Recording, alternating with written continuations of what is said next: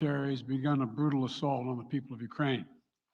Without provocation, without justification, without necessity, this is a premeditated attack. Vladimir Putin has been planning this for months, as we've been saying all along. He moved more than 175,000 troops, military equipment, and positions along the Ukrainian border. He moved blood supplies into position and built a field hospital, which tells you all you need to know about his intentions all along. He rejected every good faith effort the United States and our allies and partners made to address our mutual security concerns through dialogue to avoid needless conflict and avert human suffering. For weeks, we have been warning that this would happen. And now it's unfolding largely as we predicted. In the past week, we've seen shelling increase in the Donbass, the region in eastern Ukraine controlled by Russian-backed separatists. The Russian government has perpetrated cyber attacks against Ukraine. We saw a staged political theater in Moscow, outlandish and baseless claims that Ukraine was about to invade and launch a war against Russia, that Ukraine was prepared to use chemical weapons, that Ukraine committed a genocide. Without any evidence, we saw a flagrant violation of international law in attempting to unilaterally create two new so-called republics on sovereign Ukrainian territory. And at the very moment that the United Nations Security Council was meeting to stand up for Ukraine's sovereignty, to stave off invasion, Putin declared his war. Within moments, missile strikes began to fall on historic cities across Ukraine. Then came the air raids, followed by tanks and troops rolling in. We've been transparent with the world. We've shared declassified evidence about Russia's plans and cyber attacks and false pretexts so that there could be no confusion or cover-up about what Putin was doing. Putin is the aggressor. Putin chose this war, and now he and his country will bear the consequences. Today, I'm authorizing additional strong sanctions and new limitations on what can be exported to Russia. This is going to impose severe cost on the Russian economy, both immediately and over time. We have purposely designed these sanctions to maximize the long-term impact on Russia and to minimize the impact on the United States and our allies. I want to be clear, the United States is not doing this alone. For months, we've been building a coalition of partners representing well more than half the global economy. 27 members of the European Union, including France, Germany, Italy, as well as the United Kingdom, Canada, Japan, Australia, New Zealand, and many others, to amplify the joint impact of our response. I just spoke with the G7 leaders this morning, and we're in full and total agreement. We will limit Russia's ability to do business in dollars, euros, pounds, and yen to be part of the global economy. We'll limit their ability to do that. We're going to stunt the ability to finance and grow the Russian military. We're going to impose and we're going to impair their ability to compete in high-tech 21st century economy. We've already seen the impact of our actions on Russia's currency and the ruble, which early today hit its weakest level ever in history. The Russia stock market plunged today. The Russian government borrowing rate spiked by over 15%. In today's actions, we've now sanctioned Russian banks that together hold around $1 trillion in assets. We've cut off Russia's largest bank, a bank that holds more than 1/3 of Russia's banking assets by itself, cut it off from the U.S. financial system. And today, we're also blocking 4 more major banks. That means every asset they have in America will be frozen. This includes VTB, the second largest bank in Russia, which has $250 billion in assets. As promised, we're also adding the names to the list of Russian elites and their family members that we're sanctioning as well. As I said on Tuesday, these are people who personally gain from the Kremlin's policies, and they should share in the pain. We will keep up this drumbeat of those designations against corrupt billionaires in the days ahead. On Tuesday, we stopped the Russian government from raising money from U.S. or European investors.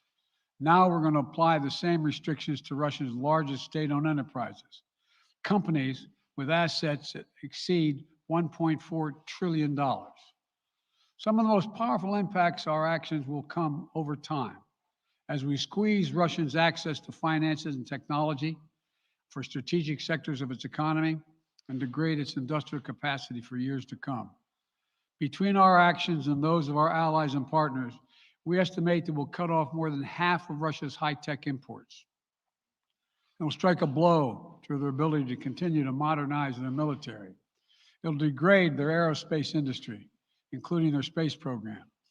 It'll hurt their ability to build ships, reducing their ability to compete economically. And it will be a major hit to Putin's long-term strategic ambitions. And we're preparing to do more.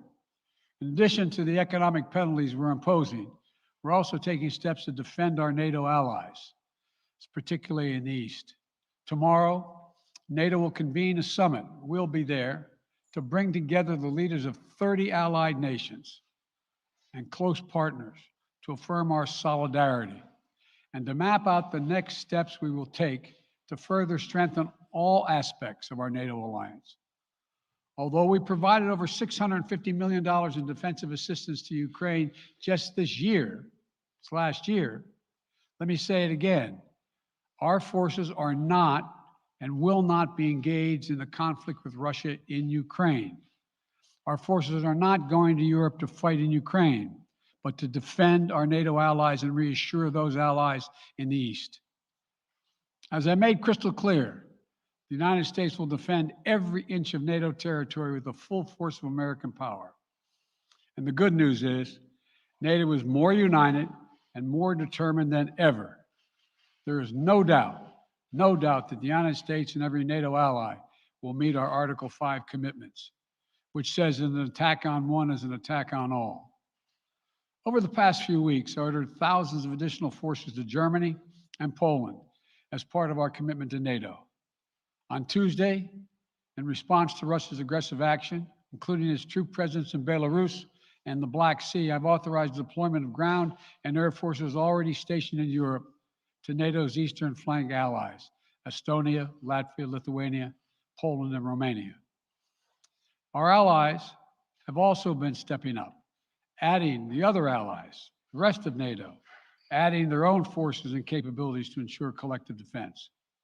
And today, within hours of Russia's unleashing its assault, NATO came together and authorized and activated an activation of response plans. This will enable NATO's high readiness forces to deploy and when and where they are needed to protect our NATO allies on the eastern boundaries of Europe. And now I'm authorizing additional U.S. force capabilities to deploy to Germany as part of NATO's response, including some of the U.S.-based forces that the Department of Defense placed on standby weeks ago. I've also spoken with Defense Secretary Austin and Chairman of the Joint Chiefs, General Milley, about preparations for additional moves should they become necessary to protect our NATO allies and support the greatest military alliance in the history of the world, NATO. As we respond, my administration is using the tools, every tool at its disposal, to protect American families and businesses from rising prices at the gas pump. You know, we're taking active steps to bring down the cost, and American oil and gas companies should not exploit this moment to hike their prices to raise profits. You know, in our sanctions package, we specifically designed to allow energy payments to continue. We are closely monitoring energy supplies for any disruption. We've been coordinating with major oil producing and consuming countries toward our common interest to secure global energy supplies. We are actively working with countries around the world to elevate collective release from the strategic petroleum reserves of major energy consuming countries. And the United States will release additional barrels of oil as conditions warrant. I know this is hard and that Americans are already hurting. I will do everything in my power to limit the pain the American people are feeling at the gas pump. This is critical to me. But this aggression cannot go unanswered. If it did, the consequences for America would be much worse. America stands up to bullies. We stand up for freedom. This is who we are. Let me also repeat the warning I made last week. If Russia pursues cyber attacks against our companies, our critical infrastructure, we are prepared to respond. For months, we've been working closely with the private sector to harden our cyber defenses, sharpen our ability to respond to Russian cyber attacks as well. I spoke last night to President Zelensky of Ukraine, and I assured him that the United States, together with our allies and partners in Europe, will support the Ukrainian people as they defend their country. We'll provide humanitarian relief to ease their suffering. In the early days of this conflict, Russia propaganda outlets will keep trying to hide the truth and claim success for its military operation against a made-up threat. But history has shown time and again how swift gains in territory eventually give way to grinding occupations, acts of mass civil disobedience, and strategic dead ends. The next few weeks and months will be hard on the people of Ukraine. Putin has unleashed a great pain on them, but the Ukrainian people have known 30 years of independence. They've repeatedly shown that they will not tolerate anyone who tries to take their country backwards. This is a dangerous moment for all of Europe, for the freedom around the world. Putin has committed an assault on the very principles that uphold the global peace. But now, the entire world sees clearly what Putin and his Kremlin allies are really all about. This was never about a genuine security concerns on their part. It was always about naked aggression, about Putin's desire for empire by any means necessary, by bullying Russia's neighbors through coercion and corruption, by changing borders by force, and ultimately by choosing a war without a cause. Putin's actions betray his sinister vision for the future of our world, one where nations take what they want by force. But it is a vision that the United States and freedom-loving nations everywhere will oppose with every tool of our considerable power. The United States and our allies and partners will emerge from this stronger, more united, more determined, and more purposeful. And Putin's aggression against Ukraine will end up costing Russia dearly, economically and strategically. We will make sure of that. Putin will be a pariah on the international stage. Any nation that countenances Russia's naked aggression against Ukraine will be stained by association. When the history of this era is written, Putin's choice to make a totally unjustifiable war on Ukraine will have left Russia weaker and the rest of the world stronger. Liberty, democracy, human dignity, these are the forces far more powerful than fear and oppression. They cannot be extinguished by tyrants like Putin and his armies.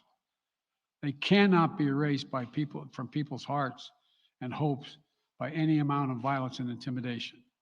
They endure. In the contest between democracy and autocracy, between sovereignty and subjugation, make no mistake, freedom will prevail. God bless the people of a free and democratic Ukraine, and may God protect our troops. Mr. President.